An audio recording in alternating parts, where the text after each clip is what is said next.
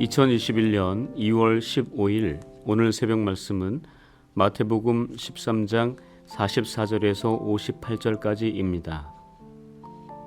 천국은 마치 밭에 감추인 보화와 같으니 사람이 이를 발견한 후 숨겨두고 기뻐하며 돌아가서 자기의 소유를 다 팔아 그 밭을 사느니라.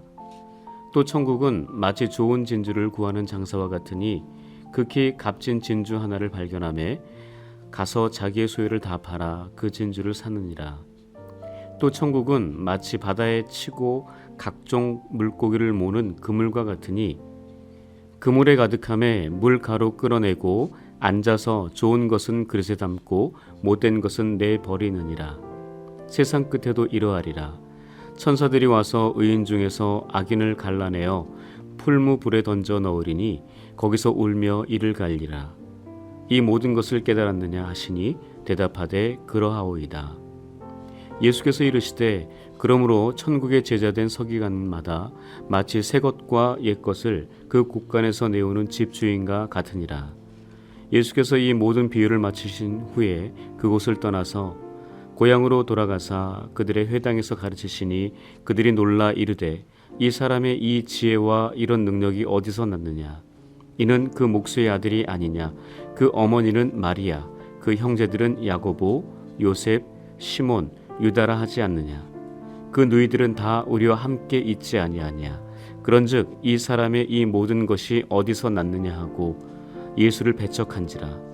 예수께서 그들에게 말씀하시되 선지자가 자기 고향과 자기 집 외에서는 존경을 받지 않음이 없느니라 하시고 그들이 믿지 않음으로 말미암아 거기서 많은 능력을 행하지 아니하시니라. 무언가에 올인한다는 것은 그것이 내 인생에 가장 가치 있는 것이기 때문일 것입니다. 그렇지 않으면 올인할 수 없습니다. 그러나 가장 가치 있는 것을 발견한다는 것은 쉽지 않은 일입니다. 그럼에도 불구하고 짧은 인생 속에서 가장 가치 있는 것을 발견하여 그것에 나의 전부를 소모하는 것은 매우 의미 있는 일입니다. 신약 성경에서 믿음의 거장으로 불린 사도 바울은 가장 가치 있는 것을 발견한 후 그것에 올인했습니다. 자신의 모든 것을 내려놓았습니다. 자신이 가진 모든 것을 포기했습니다. 죽을 고비를 수도 없이 넘으면서도 결코 그것을 포기하지 않았습니다. 그것은 바로 예수 그리스도였습니다. 그는 자신이 가진 모든 것을 배설물로 여기고 오직 예수만을 위해 투자했습니다. 그는 예수께 잡힌 인생이 되기 위해 표대를 향하여 달려갔습니다. 그는 살든지 죽든지 자신의 몸에 오직 예수 그리스도가 존귀하게 되기를 소망했습니다. 그는 육신의 정욕과 모든 탐심을 십자가에 못 박아 버렸습니다. 그는 자신의 육체를 위해 심지 않고 오직 성령을 위하여 심었습니다. 그는 그리스도와 합하기 위하여 오직 그리스도로 옷을 입었습니다. 그는 믿음 안에서 살기 위해 자신을 그리스도와 함께 십자가에 못 박아버렸습니다. 그래서 그는 항상 몸으로 있든지 떠나든지 주님을 기쁘시게 하는 자가 되기를 힘썼습니다. 항상 예수의 흔적을 가지고 다니길 원했습니다. 그는 주님의 나라 천국을 위해 자신의 모든 시간과 물질, 열정을 몽땅 쏟아부었습니다. 오늘 본문에 천국을 발견한 자들도 그것을 얻기 위해 자기 소유의 모든 것, 전 재산을 팝니다. 자신의 전부를 올인합니다. 그 이유가 무엇일까요? 자신이 발견한 천국이 그 어떤 것보다 가치가 있었기 때문입니다.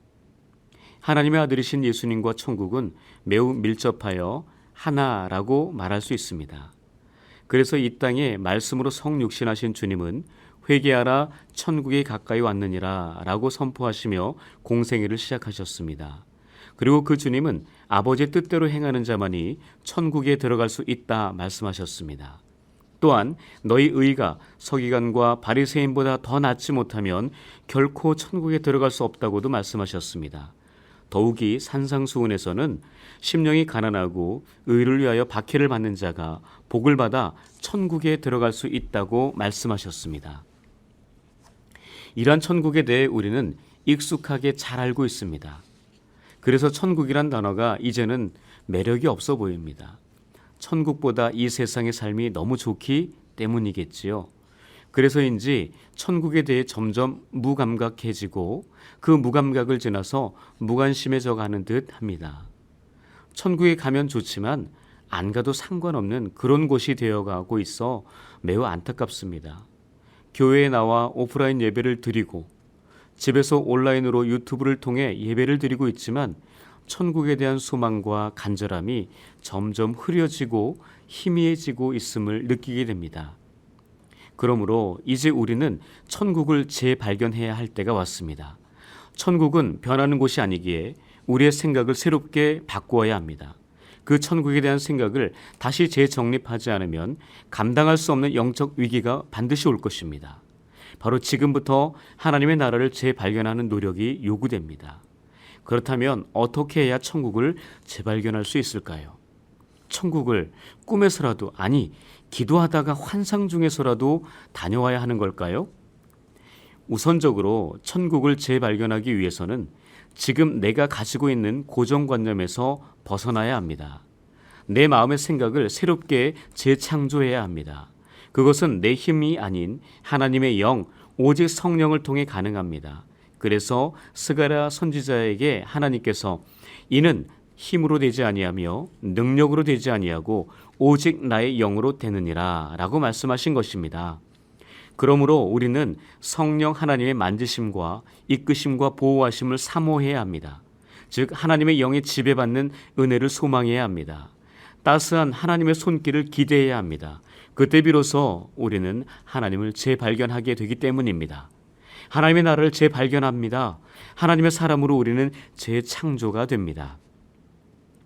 창세기 28장에 가면 우리와 매우 비슷한 하나님의 사람 야곱의 이야기가 등장합니다. 야곱의 형 에서의 장자권과 축복을 모두 빼앗음으로 말미암아 형의 분노를 피해 브엘세바에서 하란으로 야곱은 도망하게 됩니다. 그러다가 너무 피곤하여 한 곳에서 돌 하나를 베개로 삼고 거기에 누워 잠을 잡니다. 그때 꿈을 꾸게 되는데 천사들이 땅에서부터 하늘로 닿은 사닥다리에서 오르락 내리락 하는 가운데 하나님의 음성을 듣습니다. 내가 너와 함께 있어 내가 어디로 가든지 너를 지키며 너를 이끌어 이 땅으로 돌아오게 할지라. 내가 내게 허락한 것을 다 이루기까지 너를 떠나지 아니하리라. 야곱은 위기 속에서 하나님의 천사들의 모습과 하나님의 음성을 들으며 하나님을 재발견하게 됩니다. 그리고 일어나 스스로 하나님께 나아가 예배를 드리며 하나님께 서원을 한 것입니다. 또한 사도행전 10장에 가시면 가이사랴 이달리아 군대 백부장 고넬료가 예수님의 수제자 베드로를 초청하여 만나는 장면이 나옵니다. 이 두 사람 모두 기도하던 가운데 하나님의 영이 임하여 만나게 됩니다. 즉 고넬료는 이방 나라 로마의 백부장으로서 식민지 유대인을 초청하라는 천사의 음성을 듣게 됩니다. 베드로 또한 기도하다가 환상 중에 속되고 깨끗하지 아니한 부정한 것을 일어나 너가 잡아먹으라 라는 주님의 음성을 듣고 거부하다가 마침내는 하나님께서 깨끗하게 하신 것을 내가 속되다 하지 말라 라는 주님의 음성을 듣고 다시 생각을 바꾸게 됩니다. 물과 석유와 같은 이 두 사람이 천사의 주선으로 만나게 됩니다. 당시 유대인이 이방인과 교제하여 가까이 하는 것은 위법으로 규정되어 있었지만 그들은 하나님의 음성을 모두 순종하여 만남을 가진 것입니다.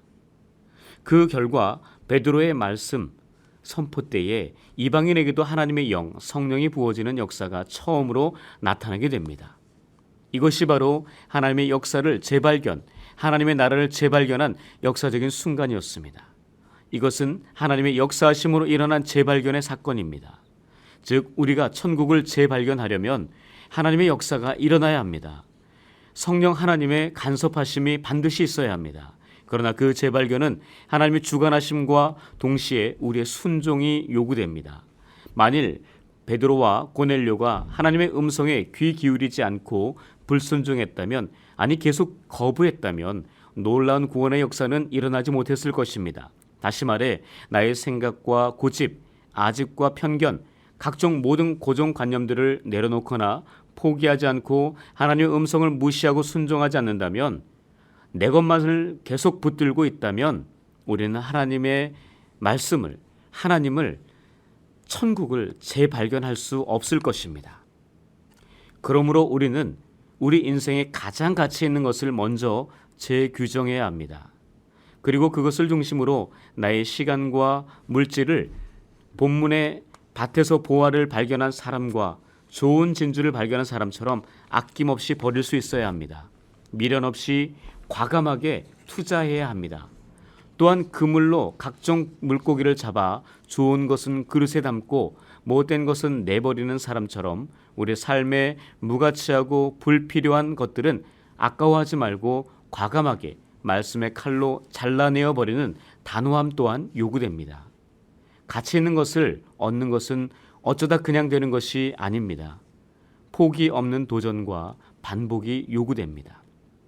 때로는 고통의 눈물을 흘리며 아픔의 상처가 깊이 나기도 합니다. 또한 그동안 기쁘고 즐겁게 여기던 것들, 여러 가지 말과 행동들을 내려놓는 절제와 포기함이 동반되어야 합니다. 우리는 지금 코로나 바이러스라는 공포 아래 조심스레 살아가고 있습니다. 그러나 코로나 바이러스가 우리의 생명을 위협하고 빼앗아 간다 해도 하나님의 섭리와 다스림 안에 있음을 고백해야 합니다. 이때에 죽음을 두려워하기보다는 바이러스와 죽음을 주관하시는 하나님을 재발견하고 그분의 음성을 주목하고 순종하여 마지막 우리 인생의 종착역인 천국, 하나님의 나라를 재발견할 수 있기를 바랍니다. 코로나 바이러스를 묵상하지 말고 죽음에 대한 공포로 두려워 떨지 말고 하나님의 말씀을 주목하여 읽고 듣고 묵상하면서 믿음의 재발견이 일어나기를 소망합니다. 하나님 나라의 가치를 재발견하고 그것을 내 삶의 현장으로 내려 경험하기 위해 세상의 가치와 나의 고정관념을 내려놓는 결단이 있기를 기대합니다. 예수님에 대한 고정관념, 선입견을 버리지 못한 예수님의 고향 사람들은 오히려 다른 지역의 사람들이 경험했던 여러 가지 기적들을 경험하지 못했습니다. 오히려 하나님의 아들 예수님을 배척까지 했습니다. 그들은 예수님을 이 세상을 구원할 메시아로 인정하지 못했고 인간의 아들로만 여기는 생각에 사로잡혀 있었습니다. 한마디로 예수님을 하나님의 아들로 믿지 않았다는 것입니다. 그로 인해 그들에게는 많은 능력을 행하지 않으셨다고 본문 58절에 기록된 것입니다. 우리 인생에 있어 믿음은 매우 중요한 요소입니다. 그 믿음이 우리를 하나님의 나라에 들어가게 합니다. 그 믿음이 하나님의 말씀을 듣게 합니다. 그 믿음이 들려진 말씀에 순종하게 합니다. 그 믿음이 천국을 재발견하게 합니다. 그리고 그 믿음은 예수님의 능력을 사용하는 원천, 수단, 도구가 됩니다. 예수님을 움직이는 동력이 됩니다. 하늘의 샘에서 능력을 퍼내는 두레박이 됩니다. 그 사실을 증명할 수 있는 근거 구절이 방금 말씀드린 58절, 그들이 믿지 않음으로 말미암아 거기서 많은 능력을 행하지 아니하시니라, 바로 이것입니다. 그렇습니다. 능력의 주님을 나의 구주, 나의 주인으로 모실 수 있는 것은 오직 우리의 믿음입니다. 주님을 향한 우리의 믿음만이 예수님의 능력을 이 세상에 드러낼 수 있습니다. 또한 그 믿음으로 말미암아 우리는 천국을 재발견하게 됩니다. 오늘도 그 믿음으로 하나님의 나라, 천국을 재발견하고 능력의 예수님과 함께 동행하는 저와 여러분들이 되시기를 주님의 이름으로 간절히 축원합니다. 기도하겠습니다. 세례 요한의 때부터 지금까지 천국은 침노를 당하나니 침노하는 자는 빼앗느니라. 우리에게 예수 그리스도를 통해 하나님의 나라를 보여주신 하나님, 우리의 어그러진 생각과 죄악된 행동을 완전히 소멸하고 새롭게 거듭나게 하기 위해 이 세상에 오신 주님, 하나님의 나라를 전파하시고 그 나라를 회복시키시기 위해 모든 것을 다 버리신 주님께 감사를 드립니다. 하나님의 나라를 이루시기 위해 모든 것을 내어주신 주님의 못을 본받아 나 또한 나의 삶의 자리에서 그 나라를 위해 나를 드리는 헌신된 자가 되게 하옵소서. 그리하여 날마다 천국을 소망하고 바라보며 우리의 삶의 자리에서 그 천국을 조금씩 이루어가며 행복을 누릴 수 있는 은혜를 허락하옵소서. 코로나19 바이러스가 하나님의 나라로 가는 길목을 막는 장애물이 되지 않게 하시고 오히려 하나님의 나라로 인도하는 촉매제가 되게 하옵소서. 오직 믿음으로 죽음의 공포와 물질적인 염려를 내려놓게 하시고 바이러스 때문에 되려 주님과의 친밀한 관계가 회복되는 반전의 은혜를 누리게 하옵소서. 이 모든 간구 온몸으로 천국을 이루신 예수님의 이름으로 간절히 기도합니다. 아멘. 삶의 작은 일에도 그 마음을 알기 원하네. 그 좁은 길로 가기 원해. 나의 작음을 알고 그분의 크심을 알며 소망 그 깊은 길로 가기 원하네.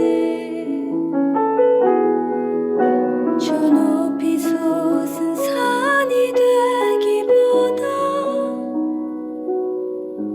여기 오름직한 동산이 되길. 내 가는 길만 비추기보다는 누군가의 길을 비춰준다면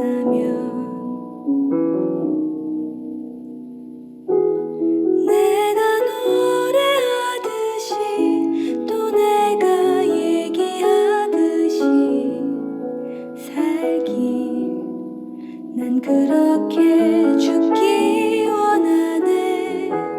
삶의 한 절이라도 그분을 닮기 원하네.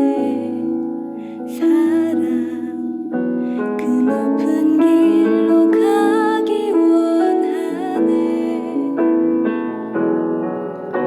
저 높이 솟은 산이 되기보다 여기 오름직한 동산이 되길. 내 가는 길만 비추기보다는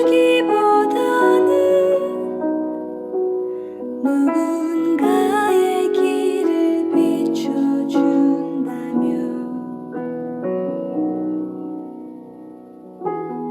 내가 노래하듯이 또 내가 얘기하듯이 살길 난 그렇게 죽기 원하네.